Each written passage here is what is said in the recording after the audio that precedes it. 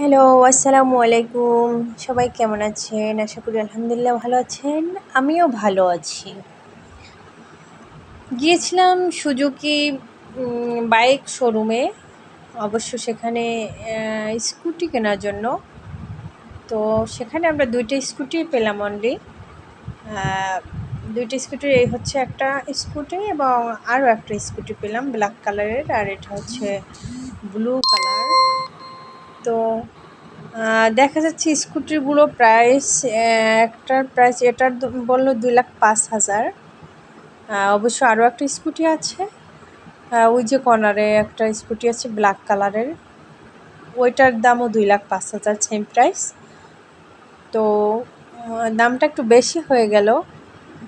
তারপর একটু শুনে আসলাম, দেখি ভাগ্যে থাকলে ইনশাল্লাহ কিনে ফেলবো একদিন।